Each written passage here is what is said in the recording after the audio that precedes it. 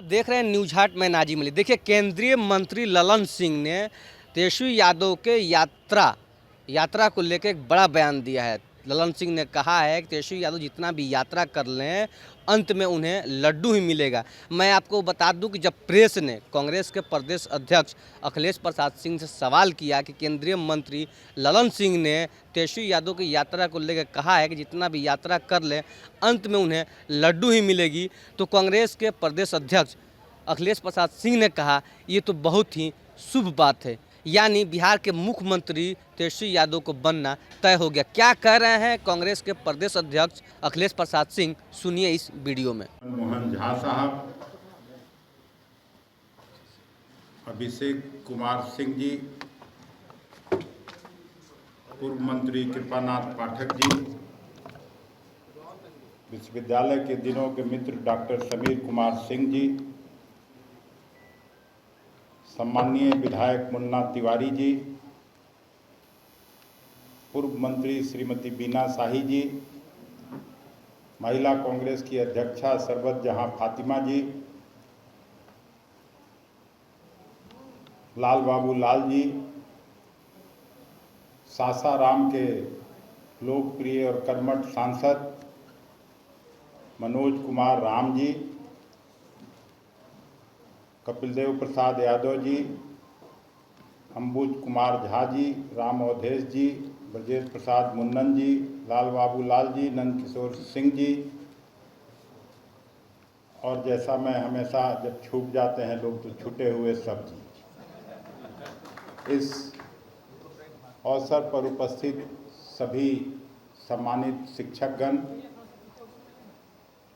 और प्रदेश कांग्रेस कमेटी के सभी सम्मानित नेता और कार्यकर्ता साथीगण, हम हृदय से धन्यवाद देते हैं अभिषेक जी को। ये कार्यक्रम 5 तारीख को करना चाहते थे, स्वर्गीय सर्वपल्ली राधाकृष्णन जी के जयंती के अवसर पर, लेकिन मेरे बाहर होने की वजह से इसको 8 तारीख को मतलब आज किया गया। लेकिन फिर भी बड़ी संख्या में आप सभी सम्मानित शिक्षक यहाँ पहुँचे हैं। मैं बिहार प्रदेश कांग्रेस कमेटी की तरफ से आपका हृदय से स्वागत और अभिनंदन करता हूँ।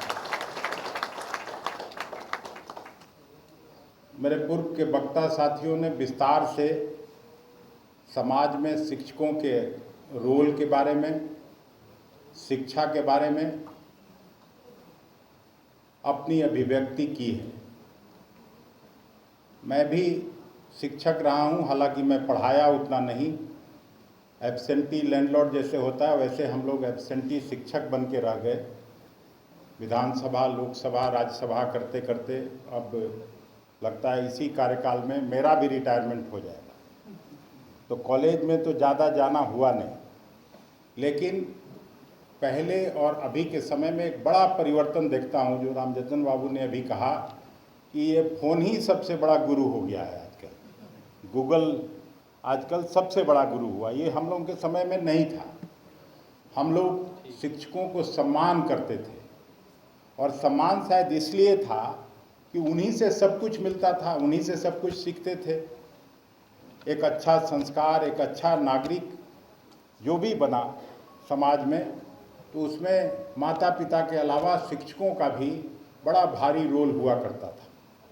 और अभी जब भाषण चल रहा था तो मैं सोच रहा था, और हमेशा इस बात को मैं कहता हूँ कि एक बार अगर टाटा का स्टील खराब हो जाए, जिंदल का स्टील खराब हो जाए, तो फिर दोबारा भी उसको बनाया जा सकता है। लेकिन एक बार स्कूल, कॉलेज और शिक्षकों के यहाँ से अगर आप निकल गए और आप अगर अच्छा नागरिक नहीं बन पाए, अच्छा संस्कार नहीं ले पाए, तो फिर आप अच्छा नागरिक कभी नहीं बनेंगे। तो ये इतना बड़ा रोल है। और मैं तो मानता हूँ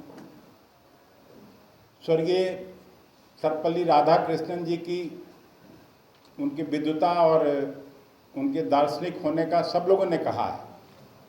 मैं जब सामाजिक राजनीतिक जीवन में आ रहा था तो मेरे शिक्षक थे फिजिक्स के प्रोफेसर नागेश्वर शर्मा जी।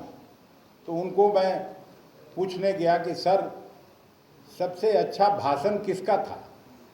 बोले कि अखिलेश तुम चुपचाप great speeches of Sarvepalli Radhakrishnan का पढ़ाई करो। और उनका सारा वॉल्यूम आज भी मेरे पास है, मैं पूरा पढ़ नहीं पाया, क्लिष्ट अंग्रेजी, ऐसे ऐसे शब्द उनके भाषण में जिसको मेरे लिए समझना आसान नहीं था, लेकिन फिर भी मैं 75% जरूर उनको पढ़ा हूँ।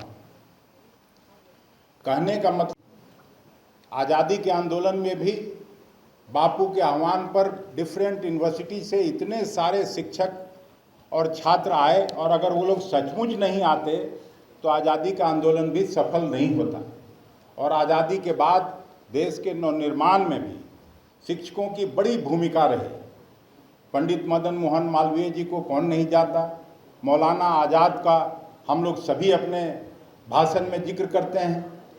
तो शिक्षकों की महत्ता बहुत बड़ी है।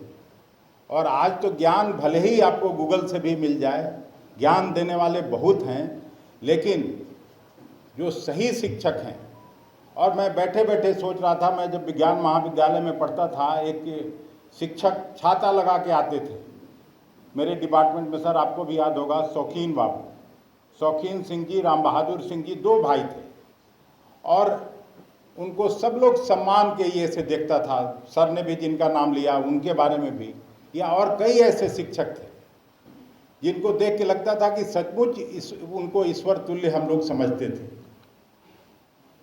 तो आज भी आपकी बड़ी भूमिका है, और आज खास करके ऐसे समय में हम यहाँ इसलिए बुलाए आप लोगों को कि आज जिस तरह का डिवाइसिव पॉलिटिक्स हो रहा है देश में, जिस तरह से बेरोजगारी बढ़ रही है, जिस तरह से महंगाई बढ़ रही है, अगर आप लोग इसको यूनिवर्सिटी के माध्यम से, अपने कॉलेजेस के माध्यम से, आप जब तक इसको एक बड़ा मुद्दा नहीं बनाएंगे, छात्र नौजवानों में इस इशू को नहीं ले जाएंगे कि किस तरह से प्रजातंत्र और जमहूरियत का गला घोंटा जा रहा है, किस तरह से संविधान को कुचला जा रहा है, तब तक केवल कांग्रेस पार्टी और राहुल गांधी जी, खड़गे साहब के बोलने से इस इशू पर हम लोग बड़ी लड़ाई नहीं लड़ सकते हैं।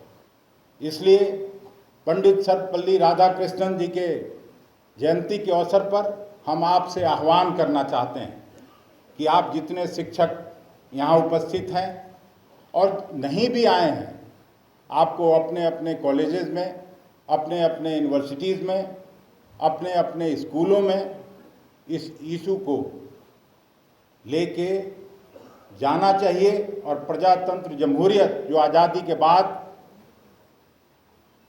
बापू की अगुवाई में इस देश को नया संविधान मिला, उस संविधान की रक्षा के लिए आपको आगे आना चाहिए, आपको अपनी महती भूमिका का निर्वहन करना चाहिए। ये हम प्रदेश कांग्रेस कमेटी की तरफ से आपसे विनती पूर्वक आग्रह करने के लिए आप सभी को मैं बुलाया।